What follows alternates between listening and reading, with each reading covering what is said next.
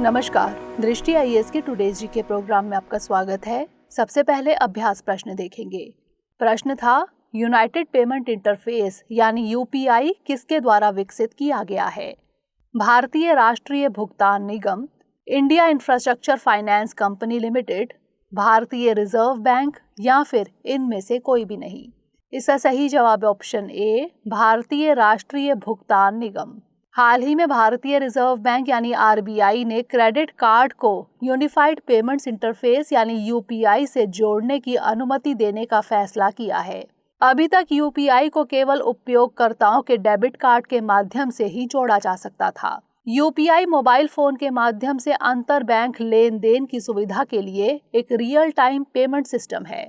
इसे भारतीय राष्ट्रीय भुगतान निगम यानी एनपीसीआई द्वारा विकसित किया गया है, इसलिए विकल्प ए सही है।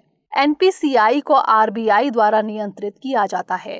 तो इस तरह इस प्रश्न का सही जवाब है ऑप्शन ए, भारतीय राष्ट्रीय भुगतान निगम। आज के सेशन का पहला प्रश्न है, खबरों में चर्चित कॉर्वेट शब्द का अर्थ है नौसैनिक जहाजों का सबसे छोटा वर्ग, लड़ाकू विमान, एक युद्धक टैंक या फिर एक असॉल्ट राइफल। इसका सही जवाब है ऑप्शन ए, नौसैनिक जहाजों का सबसे छोटा वर्ग। रक्षा अधिग्रहण परिषद यानी डीएसी ने भारतीय नौसेना हेतु अगली पीढ़ी के कॉर्वेट की खरीद के लिए एक्सेप्टेंस ऑफ नेसेसिटी यानी एओएन को हरी झंडी दे दी है। कॉर्वेट नौसैनिक जहाजों का सबसे छोटा वर्ग है, इसलिए विकल्प ए सही है। ये अत्यधिक फुर्तीले जहाज होते हैं। इन्हें मिसाइल नौकाओं, पनडुब्बी रोधी जहाजों, तटीय गश्ती जहाजों और तेजी से हमला करने वाले नौसैनिक जहाजों के रूप में वर्गीकृत किया गया है। वर्तमान में भारतीय नौसेना के पास 4 कमोरता क्लास कॉर्वेट हैं, जिन्हें प्रोजेक्ट 28 के नाम से भी जाना जाता है। यह है INS Kamorta, INS Kadmatt, INS Kiltan और आईएनएस कवरत्ती। तो इस तरह इस प्रश्न का सही जवाब है ऑप्शन ए, नौसैनिक जहाजों का सबसे छोटा वर्ग। अगला प्रश्न है, हाल ही में खबरों में रहा वलेडो जवारी क्षेत्र किस देश में स्थित है? ऑस्ट्रिया, कोंगो, ब्राजील या फिर अर्जेंटीना। इसका सही जवाब है ऑप्शन सी, ब्राजील। हाल ही में एक ब्रिटिश पत्रकार और ब्राजील के स्वदेशी मामलों के विशेषज्ञ अमेजन वर्षावन के एक दूर दराज इलाके में लापता हो गए। दोनों को आखिरी बार वलेडो जवारी में देखा गया था। वलेडो जवारी, जो कि जवारी नदी के नाम पर है, ब्राजील में अमेजन के पश्चिमी भाग का निर्माण करता है। आपको बता दें कि जवारी नदी पेरू के साथ ब्राजील की सीमा का निर्धारण करती है। यह क्षेत्र ब्राजील के सबसे बड़े स्वदेशी क्षेत्रों में से एक है, इसलिए विकल्प सी सही है। यहाँ 14 स्वदेशी जनजातियां रहती हैं, जिन्हें ब्राजील के संविधान में विशेष क्षेत्रीय अधिकार दिए गए हैं। तो इस तरह इस प्रश्न का सही जवाब है ऑप्शन सी, ब्राजील। अगला प्रश्न है, किन देशों की सीमा एजियन सागर से लगती है? 1 तुर्की, 2 ग्रीस, 3 बुल्गारिया, 4 इटली। दिए गए कूटों में से सही उत्तर चुनिए। केवल 1 और 2, केवल 1 और 3, केवल 1, 2 और 3 या फिर 1, 2, 3 और 4। इसका सही जवाब है ऑप्शन ए, केवल 1 और 2। तुर्की ने ग्रीस को एजियन द्वीपों का विसैन्यीकरण करने की चेतावनी दी है। ग्रीस और तुर्की नाटो के सहयोगी हैं, लेकिन एजियन सागर में दावों सहित कई मुद्दों पर उनके विवाद हैं। एजियन सागर तुर्की और ग्रीस के बीच स्थित है, इसलिए विकल्प ए सही है। यह बोस्फोरस एवं डार्डनेल्स जलडमरू मध्य के जरिए काला सागर और मरमरा सागर सहित कई जल मार्गों से जुड़ा है। तो इस तरह इस प्रश्न का सही जवाब है ऑप्शन ए, केवल 1 और 2। अगला प्रश्न है, फास्ट रेडियो बर्स्ट यानी एफआरबी क्या है? विद्युत लाइनों से विद्युत चुंबकीय विक्षोभ, अंतरिक्ष से आने वाला रेडियो सिग्नल, कैंसर के इलाज की नई तकनीक या फिर इनमें से कोई भी नहीं। इसका सही जवाब है ऑप्शन बी, अंतरिक्ष से आने वाला रेडियो सिग्नल। हाल ही में खगोलविदों ने अंतरिक्ष से आने वाले एक फास्ट रेडियो बर्स्ट यानी एफआरबी रेडियो सिग्नल का पता लगाया है, इसलिए विकल्प बी सही है। यह सिग्नल एक आकाशगंगा से आ रहा है, जो लगभग 3 अरब प्रकाश वर्ष दूर स्थित है। एफआरबी अल्प समय यानी कुछ मिलीसेकंड के आसपास में रेडियो तरंगों का तीव्र उत्सर्जन है। ये सिग्नल कई बार रिपीट रेडियो वेव्स भेजने के लिए जाने जाते हैं। हालांकि वैज्ञानिक अभी इस घटना को पूरी तरह से समझ नहीं पाए हैं। तो इस तरह इस प्रश्न का सही जवाब है ऑप्शन बी, अंतरिक्ष से आने वाला रेडियो सिग्नल।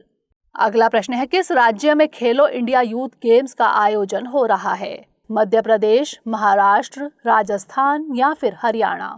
इसका सही जवाब है ऑप्शन डी, हरियाणा। खेलो इंडिया यूथ गेम्स यानी KIYG का आयोजन 4 से 13 जून तक हरियाणा में किया जा रहा है, इसलिए विकल्प डी सही है। KIYG भारत सरकार की खेलो इंडिया पहल का प्रमुख कार्यक्रम है, जिसे देश में जमीनी स्तर पर खेलों को बढ़ावा देने के लिए डिजाइन किया गया है। गुवाहाटी में आयोजित 2020 संस्करण में प्रदर्शित 20 खेलों के अलावा 5 नए खेलों को खेल सूची में जोड़ा गया है। ये हैं मलखंभ, गतका, कलारीपयट्टू, थांग टा और योगासन। तो इस तरह इस प्रश्न का सही जवाब है ऑप्शन डी, हरियाणा। अगला प्रश्न है, गांजे को वैधता देने वाला पहला एशियाई देश कौन है? थाईलैंड, मलेशिया, कंबोडिया या फिर मालदीव? इसका सही जवाब है ऑप्शन ए, थाईलैंड। हाल ही में थाईलैंड गांजे को वैधता देने वाला पहला एशियाई देश बन गया है, इसलिए विकल्प ए सही है। इस कदम का उद्देश्य पर्यटन और कृषि क्षेत्रों को बढ़ावा देना है। आपको बता दें कि थाईलैंड में पहले से ही विकसित चिकित्सा पर्यटन उद्योग मौजूद है। इस देश की उष्णकटिबंधीय जलवायु भांग या गांजा उगाने के लिए आदर्श है। तो इस तरह इस प्रश्न का सही जवाब है ऑप्शन ए, थाईलैंड। अगला प्रश्न है, भारत में सॉल्व फॉर टुमारो प्रतियोगिता किस कंपनी ने शुरू की है? माइक्रोसॉफ्ट, गूगल, सैमसंग या फिर मेटा? इसका सही जवाब है ऑप्शन सी, सैमसंग। हाल ही में सैमसंग ने सॉल्व फॉर टुमारो प्रतियोगिता का शुभारंभ किया है, इसलिए विकल्प सी सही है। यह एक युवा केंद्रित राष्ट्रीय शिक्षा और नवाचार प्रतियोगिता है। इसमें उम्मीदवार व्यक्तिगत रूप से या 3 सदस्यों के समूह में पंजीकरण कर सकते हैं। प्रतियोगिता के लिए शिक्षा, पर्यावरण, स्वास्थ्य देखभाल और कृषि जैसे क्षेत्रों से जुड़े विचारों को आमंत्रित किया गया है। तो इस तरह इस प्रश्न का सही जवाब है ऑप्शन सी, सैमसंग। अगला प्रश्न है, यूज एंड फाइल मेथड किससे संबंधित है? मिसाइल प्रौद्योगिकी, स्वास्थ्य बीमा, 5G प्रौद्योगिकी या फिर वन्यजीव अपराध? इसका सही जवाब है ऑप्शन बी, स्वास्थ्य बीमा। भारतीय बीमा नियामक और विकास प्राधिकरण यानी IRDAI ने सभी स्वास्थ्य बीमा उत्पादों के लिए यूज एंड फाइल प्रक्रिया का विस्तार करने का निर्णय लिया है, इसलिए विकल्प बी सही है। इस प्रक्रिया के तहत बीमाकर्ताओं को नियामक की पूर्वानुमति के बिना उत्पादों का उपयोग करने की अनुमति होगी, जबकि पहले पूर्वानुमति की आवश्यकता होती थी। इससे ग्राहकों तक स्वास्थ्य नीतियों की पहुंच में विस्तार होने की उम्मीद है। IRDAI भारत में बीमा क्षेत्र के समग्र पर्यवेक्षण और विकास के लिए बीमा नियामक और विकास प्राधिकरण अधिनियम 1999 के तहत गठित एक वैधानिक निकाय है। इसका मुख्यालय हैदराबाद में है। तो इस तरह इस प्रश्न का सही जवाब है ऑप्शन बी, स्वास्थ्य बीमा। अगला प्रश्न है, किस राज्य सरकार ने CSIR राष्ट्रीय समुद्र विज्ञान संस्थान यानी NIO को कोरल की पुनर्बहाली के लिए स्थान चिन्हित करने का कार्य सौंपा है?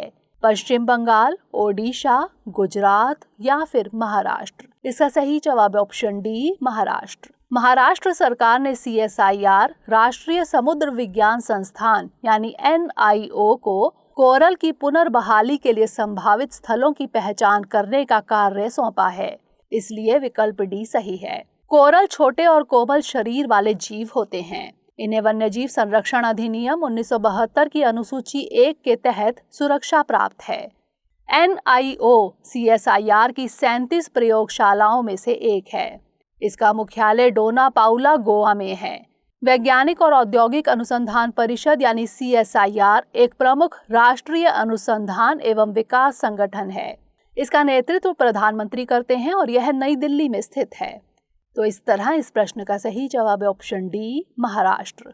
अंतिम प्रश्न है, ऊर्जा, पर्यावरण और जल परिषद यानी CEEW कहाँ स्थित है? कोलकाता, नई दिल्ली, पुणे या फिर गुवाहाटी? इसका सही जवाब है ऑप्शन बी, नई दिल्ली। ऊर्जा, पर्यावरण और जल परिषद यानी CEEW के हालिया अध्ययन से पता चला है कि दिल्ली में पिछले साल उच्च वायु प्रदूषण के स्तर की भविष्यवाणी करने में पूर्वानुमान प्रणाली विफल रही थी। CEEW एशिया के अग्रणी गैर लाभकारी नीति अनुसंधान संस्थानों में से एक है। यह नई दिल्ली में स्थित है, इसलिए विकल्प भी सही है। यह संसाधनों के उपयोग और दुरुपयोग की व्याख्या करने के लिए डेटा, एकीकृत विश्लेषण और रणनीतिक आउटरीच का उपयोग करता है। तो इस तरह इस प्रश्न का सही जवाब है ऑप्शन बी, नई दिल्ली। अब नोट कर लेते हैं आज का अभ्यास प्रश्न। राष्ट्रपति का चुनाव होता है कार्यकाल की समाप्ति से पहले, कार्यकाल समाप्त होने के बाद 6 महीने के भीतर, कार्यकाल समाप्त होने के बाद 3 महीने के भीतर, या फिर इनमें से कोई भी नहीं। इसका उत्तर हमें कमेंट सेक्शन में जरूर भेजिएगा। अगले सेशन में नए प्रश्नों के साथ मिलेंगे। तब तक के लिए पढ़ते रहिए एंड स्टे मोटिवेटेड।